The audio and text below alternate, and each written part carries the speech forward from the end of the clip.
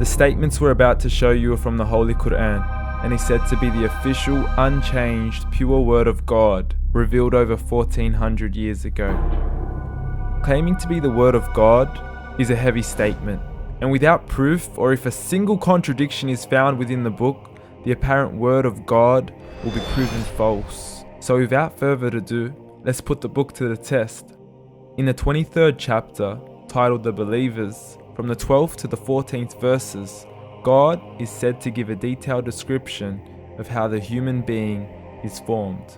It begins by saying, "We then placed him as a sperm drop in a place of settlement, firmly fixed. Then we made the drop into a alaqa." We will translate this word very soon. "And then we changed the alaqa into a lump. Then we made out of that lump into bones. And then we clothed the bones with flesh. Then we caused him to grow and come into being and attain the definitive human form."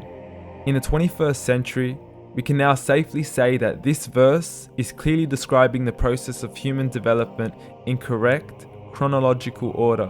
However, what we should be paying attention to in particular is the second stage, referring to the development of the embryo. The specific word used to describe the embryo in this verse is the word alaqa. The word alaqa, when translated into English, can mean three separate things. Firstly, a blood clot, or to be suspended, that is to be hanging or clinging to something, or thirdly and finally, a leech. Now, all three definitions don't come anywhere near what we perceive to be the human embryo. So, why are these words used, and what significance do they share with the human embryo?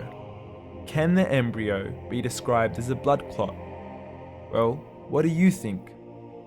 In the 3rd week of embryonic development, a tubular heart joins with the blood vessels to form a primordial cardiovascular system, and by the end of the 3rd week, the blood is circulating and the heart begins to beat on day 21.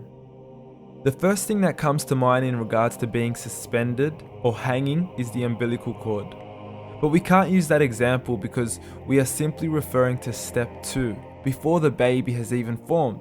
But we now know today that the umbilical cord is formed from the connecting stalk. And the connecting stalk is formed as soon as the embryo is formed. The embryo's connecting stalk has even been described by John Allen and Beverly Kramer as an object to suspend the developing embryo in the extra-embryonic column.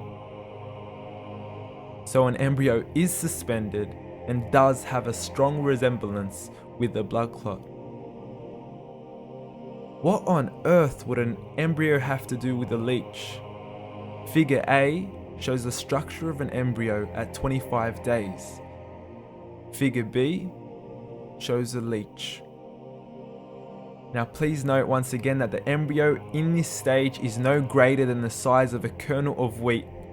This is an X-ray of the embryo at 22 days.